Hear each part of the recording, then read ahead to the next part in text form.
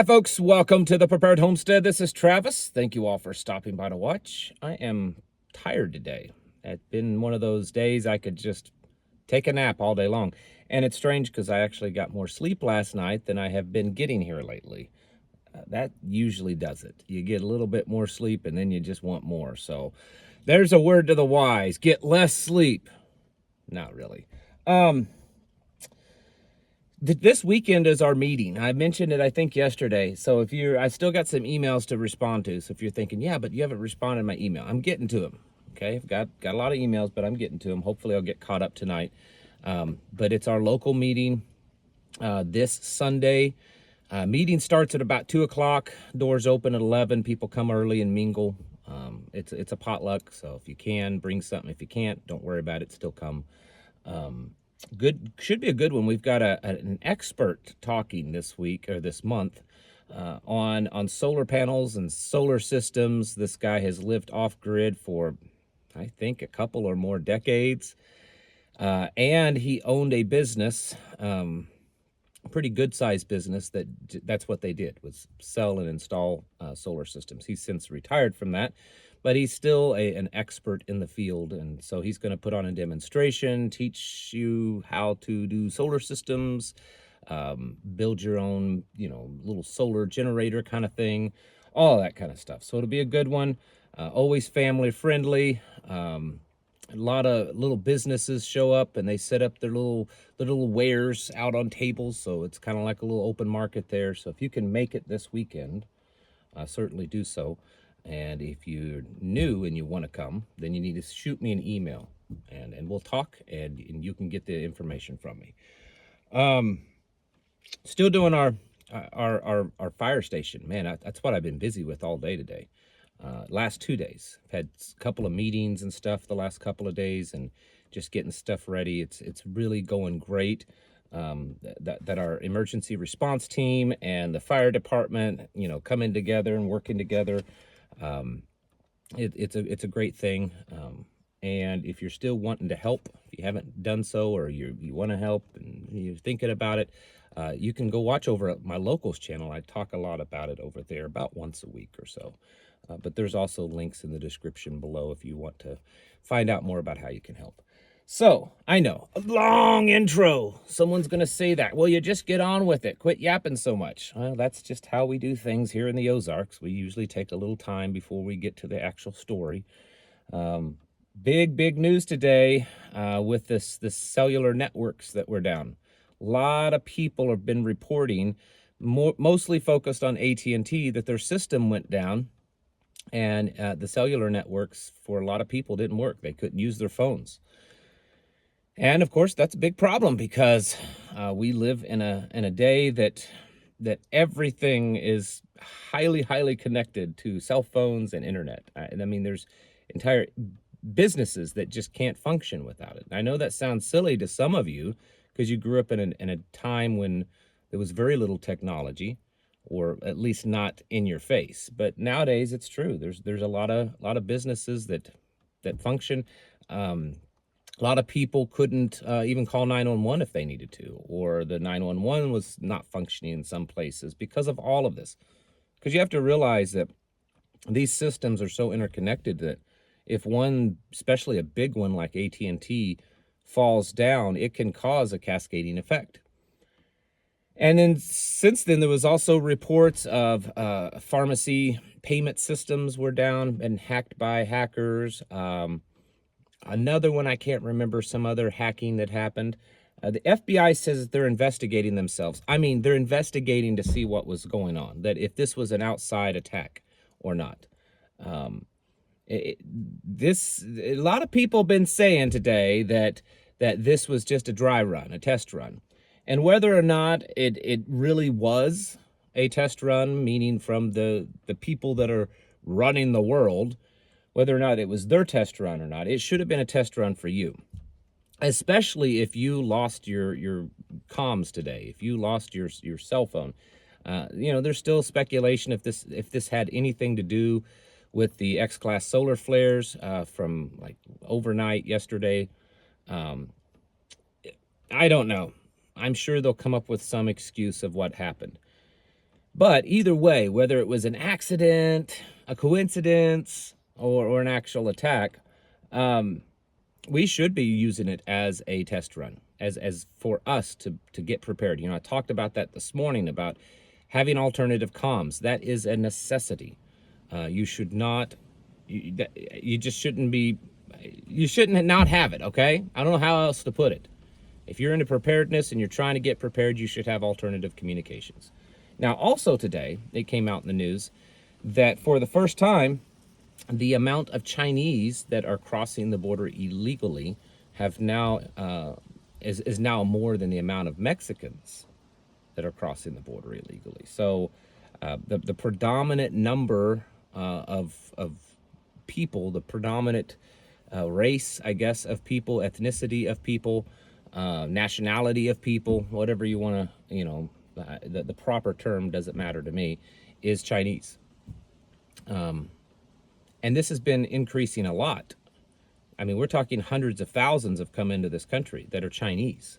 Now, I have nothing against, you know, folks from China at all, none whatsoever.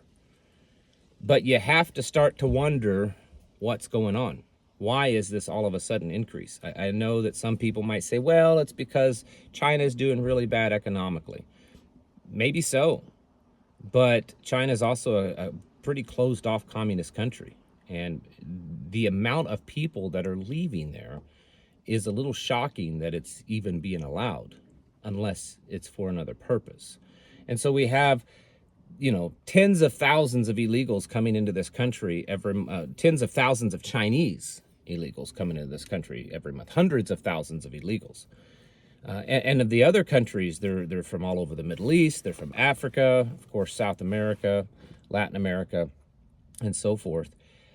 But you have to start to wonder with all of the, you know, hacking attempts and potential infrastructure attacks, things that are happening that we're starting to see, you know, meltdowns at plants and explosions at refineries and you know, hacking at telecommunication companies, these things and more. You have to start to wonder, are they really just an accident, or are they being done by some outside foreign source, or like many of us have been wondering, are they being done by our own government? Who knows?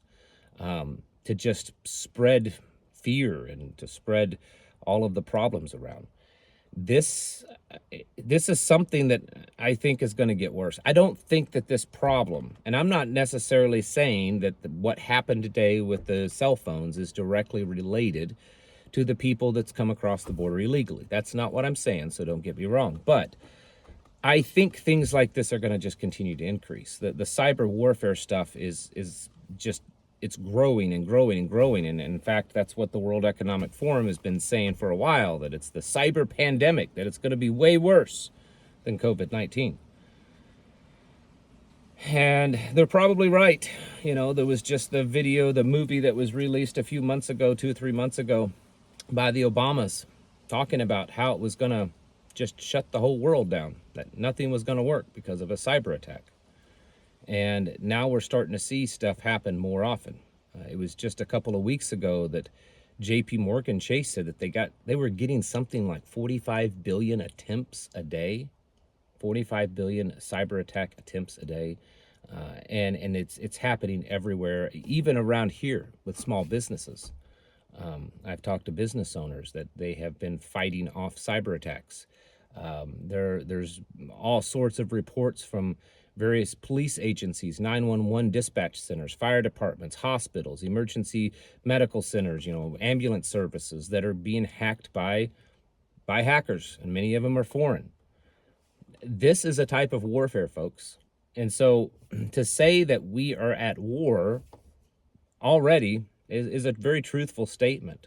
Are we at war already with one singular country or person or people? Probably not, because this stuff's coming from everywhere. But certainly we're at war already.